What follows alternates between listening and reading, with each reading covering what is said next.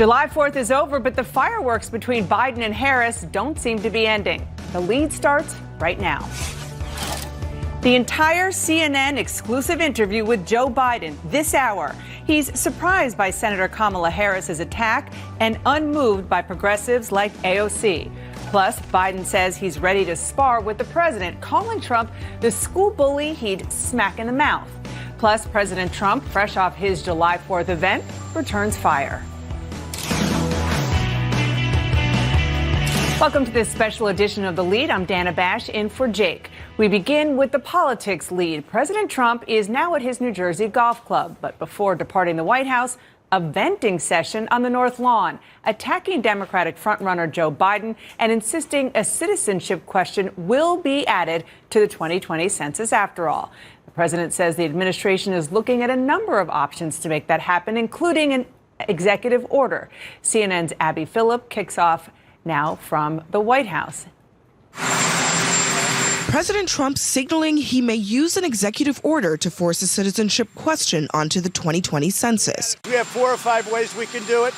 It's one of the ways that we're thinking about doing it. Having lost in the Supreme Court, and as the forms are being printed without the question, Trump seems undaunted. So we can start the printing now and maybe do an addendum after we get a positive decision. Arguing history is on his side. If you look at the history of our country, it's almost always been asked. You need it for Congress, for districting. But both claims are false. The question has not been asked since 1950, and districts are drawn based on the total number of people, not citizens in a particular area. Sources tell CNN that Trump is frustrated with Commerce Secretary Wilbur Ross for caving and announcing publicly that the administration was abandoning the effort. They developed material. But asked if Ross's job is safe, Trump said, "Yeah, he is. Wilbur's a good man." And with the positive jobs report out today, Trump again using the strong economy to attack another official he appointed, the Federal Reserve chairman. We don't have a Fed that knows what they're doing. Meantime, as Democratic lawmakers and watchdog groups described them, And I've seen some of those places, and they are run beautifully. They're clean. They're good. The president seemingly more concerned with his 2020 rival, former Vice President Joe Biden. You look at what Joe Biden has done with China. Biden didn't know what the hell he was doing. Biden doesn't know about that. And at a hearing at 2 o'clock today, Justice Department lawyers told a judge that they are looking at ways to include the citizenship question in the census, but they made no mention of a potential executive order. In fact, they said no decision had yet been made about how to proceed. Dana. Abby, thank you so much for that. And here with me, Caitlin Collins, I want to start with you first. You have some reporting on something that the president denied today. Wilbur Ross, the frustration that you're hearing he says, not so much, at least publicly. Yeah, it's interesting to see him publicly voice confidence in Wilbur Ross because the president has been a little irritated by him for some time now, but especially over the handling of this census matter because it was a lot of confusion because just Monday night, the president had reporters in the Oval Office and was like, yes, I want this citizenship question still added. He made very clear his position. So that's why it was so surprising when they were announcing that they were just going to drop their effort. So the president said he had not, and then he also, though, if you noticed when he was speaking today, he said he did not know what Wilbur Ross said that led to that decision from Chief Justice John Roberts, where he said essentially you need to make your argument better for why you need this question added. So there is behind the scenes the president frustrated with Wilbur Ross over this specifically. Well, look, I mean, this has been, frankly, just a mess all week long. Totally. And before that, they're going to print the census without the citizenship question because they're up against the clock. Right. Then the president gets backlash from conservatives, comes out on Twitter and says, no, we're going to do this, which forces his own Justice Department lawyers the day before the 4th of July, basically almost a federal holiday, to call a judge and to figure it out. It's a mess. And now they're trying to clean it up, but also trying to at least make a political show for conservatives that they're trying, even if they won't succeed ultimately. Right. And what really stuck out to me during the president's comments earlier today was him saying that, part of the rationale behind this had to do with redistricting, which actually contradicts his U.S. Solicitor General and what their arguments, the arguments that they gave, the administration gave to the Supreme Court. They said, no, that's not what this is about. So that there's been a lot of contradiction going on throughout all of this. I want to turn to the issue of immigration. You heard the president talking about the notion of raids potentially starting again. But then you heard part of this in Abby's piece. I'm going to play a little bit more of what he said about the facilities on the border. And I've seen some of those places, and they are run beautifully. They're clean, they're good, they do a great job. Border Patrol did not train to be doctors and nurses and janitors. It was your question to him, Caitlin. Let's just be clear. That is just not what we're seeing. That just defies reality of the images that we are seeing. Yeah, and it's the report from his own government that published it that talked about what these conditions are like at these facilities. They're overcrowded. Children are going without hot meals. Some of the people there have not showered the entire time they've been there. It's a really just a graphic report to read it about what these people are living in. So then the president, though, in his mind, is defending the agents who work there because essentially he thinks that they came off poorly and that's why you saw him there. But he's saying that they're clean and that they're beautifully run. That's not what his own government says in this very lengthy report that you can read specifically what the conditions are there. But it's the president essentially making this argument that if they don't want to come here and stay in these, then they should just not come at all. It's another thing that he said that I want to point out is he was saying that he hasn't seen those Facebook message posts from the group of CBP agents, which are very disturbing messaging posts about Democrats, about the migrants, about children. And the fact that he hasn't seen it is a little bit surprising. But to Caitlin's point, these reports are multiple, they're detailed, and they explain how these children are being treated, which is also why Democrats wanted to include in the aid package that was just passed standards for hygiene and for nutrition. Yeah, no, absolutely. We have a lot more to talk about. Laura Barron-Lopez, Caitlin Collins, thank you. Stand by. Is Joe Biden ready to take on President Trump? Our CNN exclusive with the former vice president is next. They can buy in. They buy in. In our 2020 lead, CNN's exclusive interview with former Vice President Joe Biden. It comes as he spars with his 2020 rival, Senator Kamala Harris, over his past positions on busing. Chris Cuomo asked Biden about the contentious debate moment that sparked an ongoing clash between the two Democratic contenders, plus how Biden plans to take on President Trump. I was talking with you and Jill. You said you were expecting to have a target on your back, but the intensity of some of it. Did you see the questions about your past positions from the perspective of race being as relevant as they are?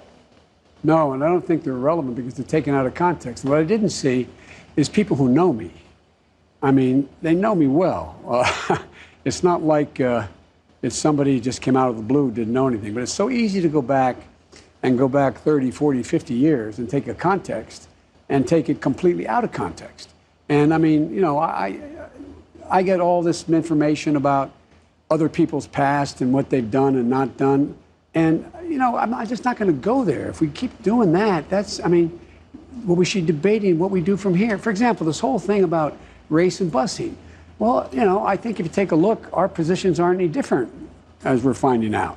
With Senator Harris, who said she sees it as a tool, not a must in all circumstances. Yeah, well, look at my record.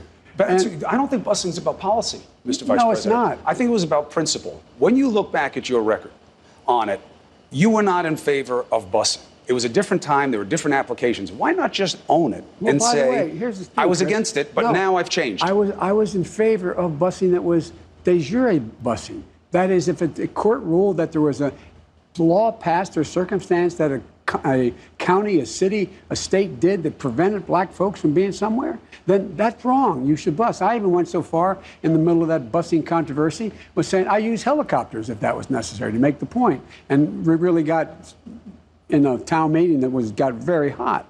But what the issue is now is, for example, and it was then, voluntary busing. We supported it.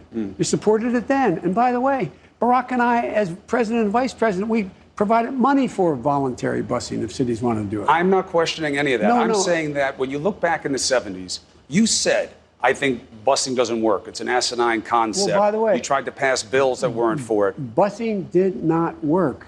You had overwhelming response from the African-American community in my state. My state is the 8th largest black population in the country as a percent of population.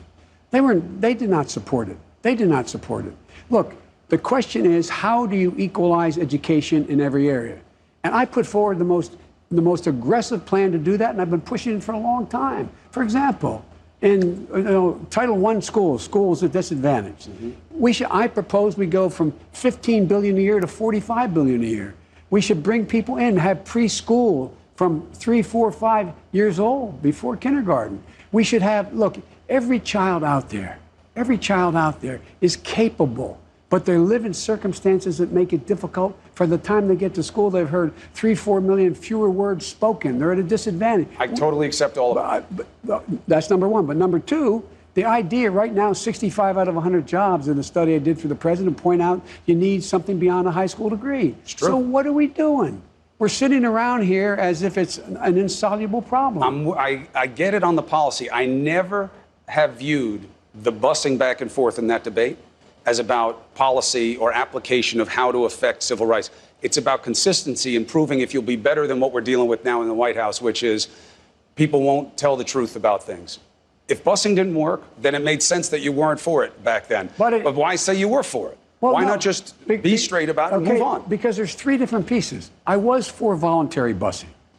Number one, I was for busing where the court showed that, in fact, a legislative body took an action preventing black folks from going to a school. That is de jure, I know you know, de jure segregation.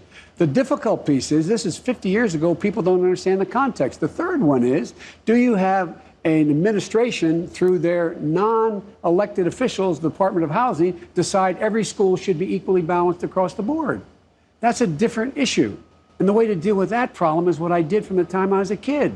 I got out of law school, came back, had a great job, became a public defender. I fought for putting housing in low-income housing in suburbia. I talked about eliminating redlining. I talked about school districts should be consolidated in ways that made sense. So, in fact, why didn't you fight it like this in the debate?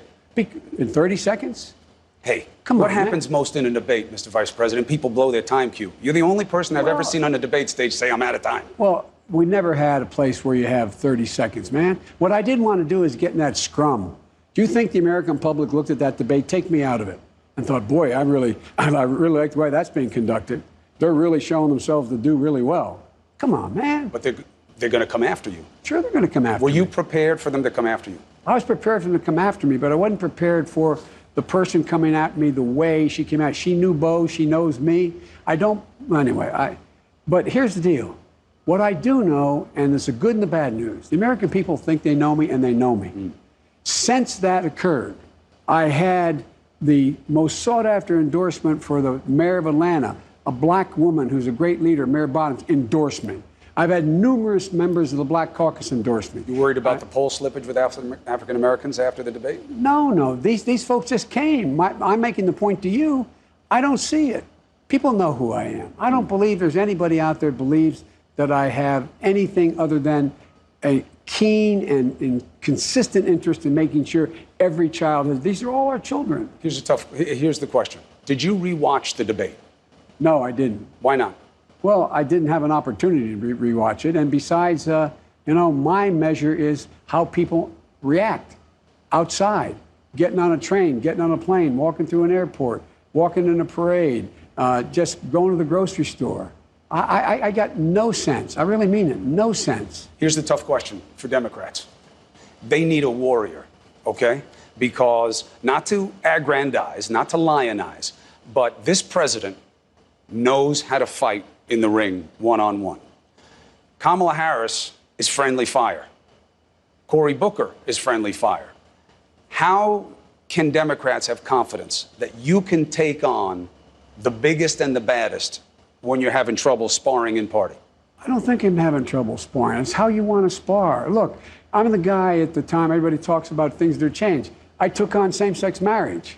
I took on a whole range of issues. I took on arms control. I took on dealing with Russia with the arms control agreement. I took on Putin in terms of Iraq. In terms of what was going on in Ukraine. Mm-hmm. I've taken on these leaders around the world. I'm the guy that's gone in and met them. I've taken on all these leaders. This is ironic. I've never been accused of not being able to spar. I've been accused of being too aggressive.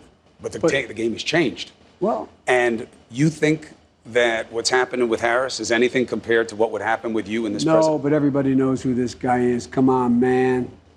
Come on. How do you beat him? I beat him by just pointing out who I am and who he is and what we're for and what he's against.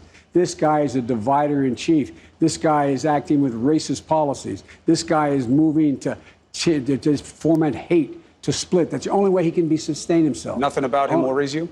Oh, yeah, well, sure it worries me in the sense that I'm looking forward to this, man. You walk behind me in a debate. Come here, man. No, you think you know me too well. I mean, the idea that I'd be intimidated by Donald Trump, he's the bully that I knew my whole life. He's the bully that I've always stood up to. He's the bully who used to make fun when I was a kid in a stutter and I smacked him in the mouth. Look, this is not, but I think the American people want a president who has some dignity, who has a value set, who is actually trying to restore the soul of this country. So when they turn on the television, they look up and their kids say, I want to be like that guy or that woman.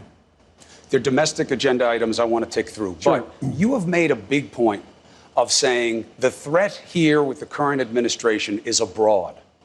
Both. What exactly bothers you abroad? What bothers me abroad is, look, the idea that we can go it alone with no alliances for the next 20 or 30 years is a disaster. How are we going to deal with stateless terrorism without doing what I've been able to do with the president, put together coalitions of 50, 60 nations to take it on? I come out of a generation where we were trying to be the policeman of the world. We can't go in every place. We need allies. He is absolutely dissing them. He's embracing thugs. He's embracing Kim Jong-un, who is a thug. He's embracing Putin, who is a flat dictator. He's embracing people who, in fact, and he's stiff-arming our friends. He's threatening NATO to pull out of NATO. I mean, come on. He says he's gotten NATO to give in more money for their defense because of his tactics. Oh, come on, man. And by the way, the idea that NATO let me put it this way.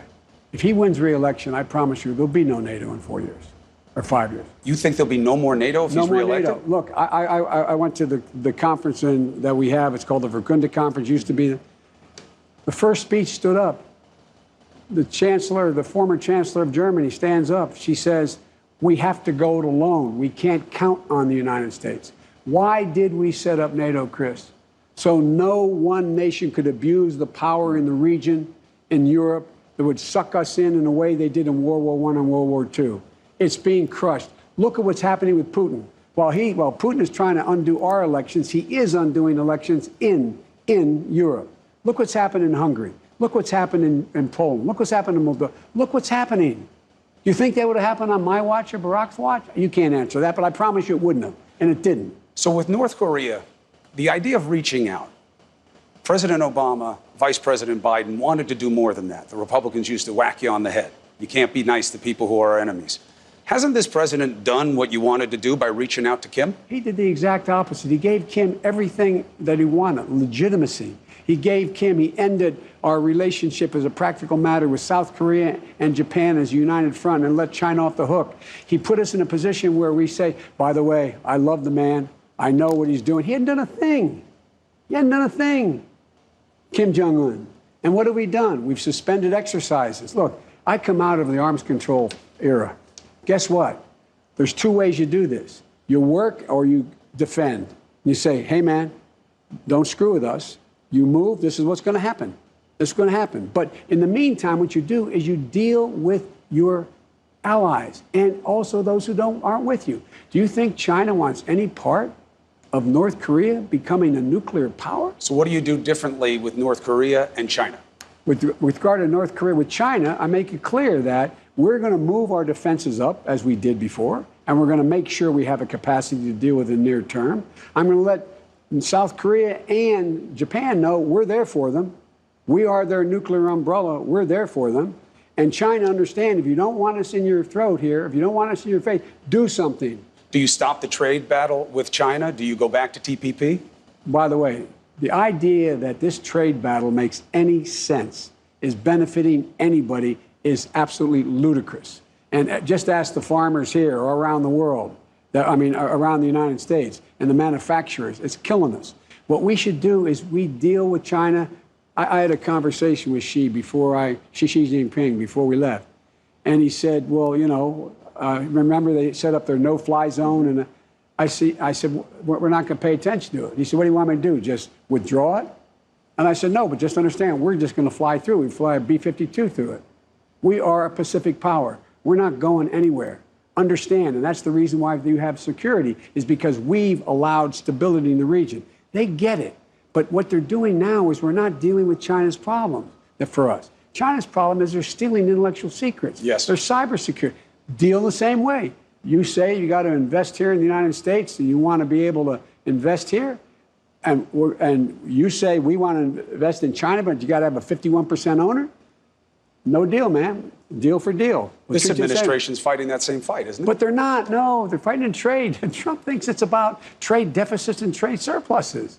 It's not about that. Look, while he's tweeting, China is going to own the 5G market. While, in fact, they're spending billions in artificial intelligence. What are we doing?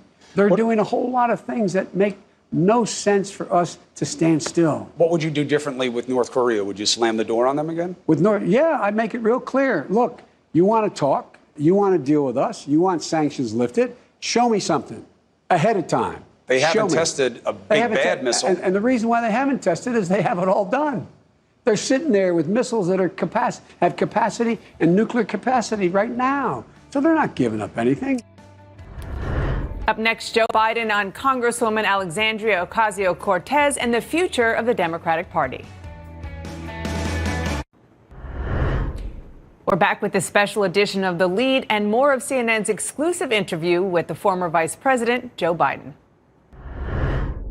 You versus the rest of the field. On the economy, they're all going big. 70% tax rates, free college, re-architecture of the economy, a forgiving debt for college, which happens to be the biggest asset on the American government's balance sheet. You do not believe in those things. I don't believe in the way they're doing that. For example, I think there should be health care for everyone. I have a plan how to do that. That's rational and will cost a hell of a lot less and will work. In terms of... Too incremental? No, it's not incremental. It's bold. Would you bring back the individual mandate? Pardon me? Would you bring back the individual mandate? Yes, I'd bring back the individual mandate. Think that'll be popular? Well, it's not. Yes, now it would be compared to what's being offered. And here's the deal, Chris. We're in a situation where if you provide an option for anybody who, in fact, wants to buy into Medicare for all, they can buy in. They buy in. And they can do it. But if they like their employer-based insurance, which a lot of unions broke their neck to get, a lot of people like they shouldn't have to give it up. The flip of that is, if you don't go my way, and you go their way, you have to give up all of that. And what's going to happen when you have 300 million people landing on a health care plan? How long is that going to take? What's it going to do? And in the meantime, a lot of people are going to be in trouble. In terms of the economy, Chris, I've been proposing for a long time. Look, I know I'm middle-class Joe. I get that part. It's not meant I'm sophisticated. It meant the middle class built this country. You didn't have Wall Street build this country. And how'd they do it? You gave people a chance. You allowed them to maintain their dignity. And how'd they do it? How can you have dignity without having health care? How can you have dignity without having access to an education? How can you have dignity unless you can live in a neighborhood that's not fouled by the environment and what's going on? How do you convince the party that these more advanced ideas, like all in on Medicare for all, that matter to them? Advanced. But they're popular in the party. Well, by the way, watch. That's what this election is about. I'm happy to debate that issue and all those issues with my friends, because guess what? Again, look who won the races. Look who won last time out. We had, and by the way, I think Ocasio-Cortez is a brilliant, bright woman, but she won a primary. In the general election fights, who won? Mainstream Democrats who are very progressive on social issues and very strong on education, health care. Look, my North Star is the middle class. When the middle class does well, everybody does well. How do you do better for them economically, if not with these 70% tax rates? Well, three things. One, I do raise the tax rate to 39.5%. I do, in fact, eliminate the ability for them to write off capital gains the way they do now. I would raise billions of dollars, raise the corporate tax rate from 20 to 28%. It was 36 to 28%. That raised billions of dollars. Trump will say, but that's what brought the economy up to where it is those tax cuts. Ask these people who work in this restaurant how that economy came up for them.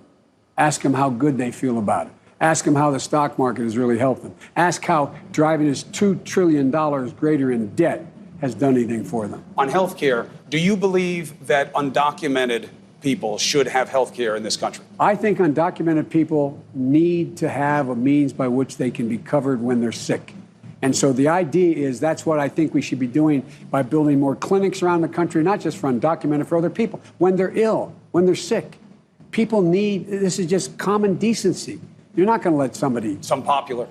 Well, I know it well is. Over 50% of people polled say undocumented people here should not have health care on our dime. Well, let me tell you something. In an emergency, they should have health care. Everybody should. Anybody here in the country. How do you say, you're undocumented, I'm going to let you die, man? What are you going to do? You know, I mean, the idea that, you know, I hear this stuff about how, you know, they're killing Social Security, et cetera. Those who have jobs, guess what? They've increased the lifespan of Social Security by close to 12 years. I mean, we got this. This is part of what Trump is playing on. He's playing. It works for him, this issue, the idea of law and order versus a left that seems like it's open borders because it means it's lawless. You have people who are running close to you now who are saying decriminalize coming into the country illegally. Do you believe that should be decriminalized? No, I don't. No, I don't. I think people should have to get in line. But if people are coming because they're actually seeking asylum, they should have a chance to make their case. I would be surging, as we did and Barack and I did, surging folks to the border to make those concrete decisions. Look, the other thing, Chris, is why are they coming? The reason the vast majority of these people are coming from Guatemala, Honduras, and El Salvador is because they're in trouble. Crime rates are high. Education is terrible. In Guatemala, you can't turn on a light switch in half of the mountain. And so what do? I put together a $740 million program with Republicans, I might add, at the very end saying, we'll make a deal with you. You do the following things to make your country better so people don't leave, and we will help you do that. Just like we did in Colombia. What did we do in Colombia? We went down and said, okay, and I was one of the architects of Plan Colombia. I said, here's the deal. If you have all these crooked cops, all these federal police, we're sending our FBI down. You let us put them through lie detector tests. Let us tell you who you should fire and tell you the kind of people you should hire. They did and began to change. So we can do so much if we're committed.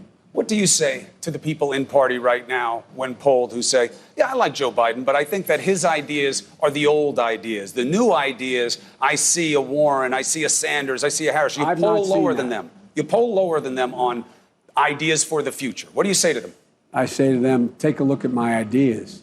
Take a look at my ideas. I haven't seen those polls. I haven't seen where people say, what I've seen around the country is the vast majority of Democrats are where I am on the issues. Mm-hmm.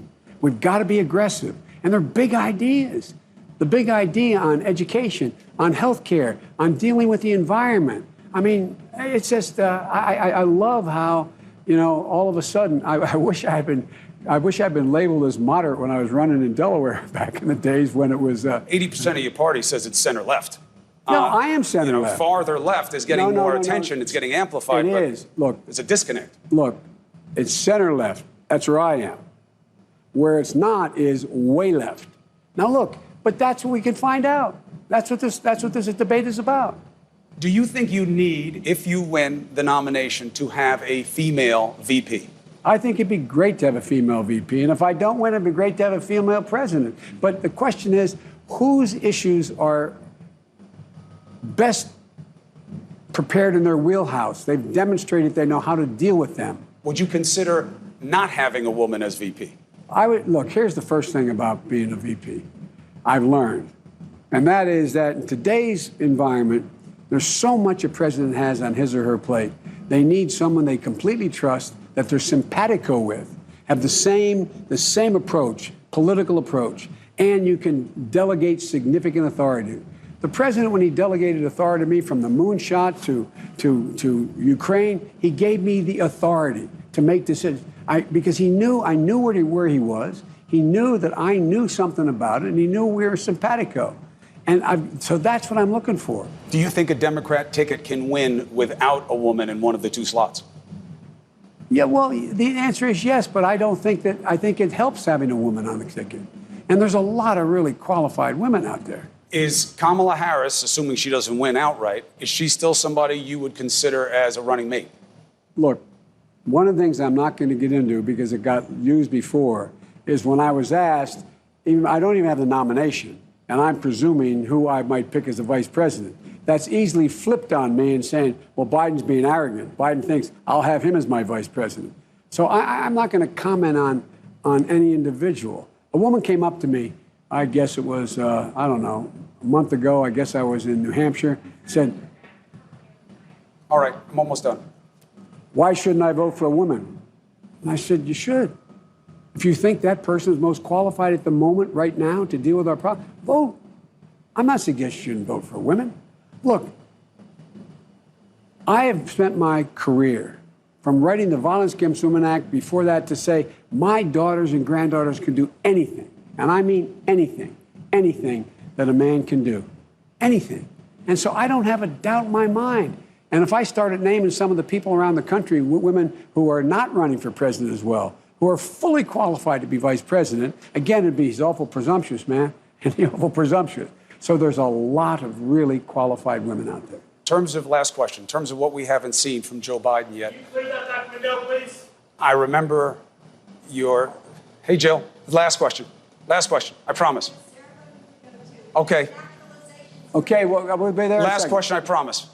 The last thing I remember talking to him about politically with you, Bo, was, what is the quality? Because he was asking me about, what do you take from your father and this? What did Andrew take? Bo Biden said to me, nobody fights like my father. What does that mean to you, to fight harder than anybody else? I think it means two things. One, to fight without being personal, to fight and convince. The role of a president is to persuade, not just go out and fight. If they want someone with a clenched fist, bare knuckle fight, closed hand, closed heart, they got one of those guys right now. That's not me. I have been pretty darn good at bringing people together. The whole idea of America is that when we're together, there's not a damn thing we can't do. And look, the most incredible response I always get for the last 3 years is when I talk about how optimistic am I about the future. People know it. They feel it. They know it. They understand it. And we can't stay in this state. What are we going to do? What are we going to do if we can't get along better? And part of it is persuasion. And people looking at you say, I know what he means. He'll stay with what he says, and he'll do what he says he's going to do. And I think that's part of leading. We'll soon find out. Thank you for the time. So will Joe Biden's push against progressives like AOC hurt him in the primaries or help? Our experts weigh in next. And we're back with our coverage of former Vice President Joe Biden's exclusive sit-down with CNN. So many things to dissect in that lengthy interview. First is just the way that the former vice president just went for it in staking out what he was very clear about where he thinks the Democratic Party really is, which is center-left on a number of issues, and talked specifically about Congresswoman AOC, who maybe gets the most play, even though she's not running for president.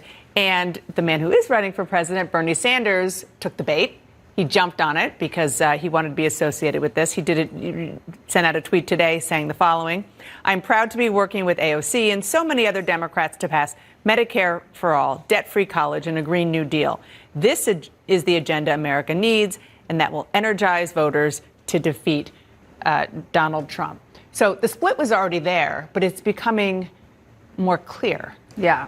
I don't think he needed to do that to make the split so clear. He could have said something nice about her and he could have moved on. I don't think there's any point in trying to separate yourself, right? I think that she is representative of the future of the party. There's no question. And she really lights up so many people in the party. Even people who aren't super, super liberal still can recognize that she's incredibly brilliant and really has a vision for the party. So I think it would be better for him to just have skipped that, just said she's brilliant and she's, a brilliant young leader and, here's my vision. I don't know about that. I think he's going to suffer a death of 1,000 cuts if on every issue he allows them to come after him on something he's the position he took 20 years ago or something he said 40 years ago. I think he might as well try to make it a referendum on, do you want a center-left Democratic Party or a really left Democratic Party? And if you guys want to go up against Donald Trump with a Green New Deal and busing and taking away private health insurance, good luck. But I think he will win that bet, actually. But that's not what he did. That's my point. If he had just done that, that would be fine. But he doesn't need to say anything critical about her. That's my point. It's like you just make your point that you think that the future Democratic Party is moving in this direction. But I think, he has to. I also think there's a debate about whether he's correct. That was the next question. Yeah, do you think he is? Yeah, I think it's a gamble. I think it's a huge gamble, and I'm more in the camp of saying that I think it's more likely that you need to really get the base excited and the people who are the most passionate about the party, rather than trying to win back people who voted for Donald Trump. I think that's a much bigger gamble. So, he's putting it out there that he thinks this is the future of the party, and he can continue to make that case. But he does have to get out of the primary, and the primary is actually quite But he's not liberal. going to win the primary if you're right that that's where the party wants to go. So you might as well put all his chips on the table on this. And I think it doesn't hurt to mention AOC. Fine, she's sort of popular out of the party. Well, she is only sort of. I'd like to actually see a poll of all Democratic voters, not of Democrats on Twitter, about AOC versus other Democrats who are not on Twitter, or any humans. Yeah, no, there are none. But but those nice people who aren't. More than half of Democratic primary voters are not do not have college degrees. A lot of them are 55 and over. A lot of African American and white voters are working class voters. I do think they are Joe Biden voters much more than AOC voters. And I don't think that Chris alluded to, because he said, I think he was referencing a recent Quinnipiac poll that said like 20% of people who say they're going to vote in Democratic primaries and caucuses consider themselves very liberal. And the rest are potentially Joe Biden voters. You're not so sure. Right, but I don't think that you have to be very liberal to support Medicare for all, for example. I think that people are coming around to recognize that something's really broken in this country when it comes to our healthcare system, and a lot of people are looking for solutions. And so as long as you don't want to abolish private insurance and you're willing to do some sort of expanding Medicare without abolishing private insurance, I don't consider that a super liberal position. Now, I know it's super liberal to you, but I don't think it's real Medicare for all does get rid of private health insurance. But otherwise, you're just talking about the public option, basically, which Biden, to be fair, I think would have preferred in 2010. He couldn't get all the Democratic senators to go with him. So I agree. I mean, look, he can make some of these distinctions. And I think he's going to have to. I guess what I would say is he's going to have to make. It can't help but be a referendum on center versus left. Okay, guys, stand by, because we have more to talk about, including a new number for Senator Kamala Harris, one that's not as high as she likely would have hoped. That's next. As we celebrate the independence of our beautiful nation. Senator Kamala Harris pulling in less than $12 million in the second quarter, according to her campaign, just shy of her first quarter haul, and well short of sums raised by Pete Buttigieg, Joe Biden, Bernie Sanders, all over the past 3 months. And another presidential candidate sits down with CNN. Live next. Happening now, breaking news, all available options. The Trump administration tells a federal judge it's looking at all available options for including a citizenship question in the 2020 census. And President Trump says he's considering an executive order. But did the judge just make that much more difficult? And Biden sits down with CNN in an exclusive interview. Democratic frontrunner Joe Biden talking about his debate run-in with rival Kamala Harris, and compares President Trump to a schoolyard bully.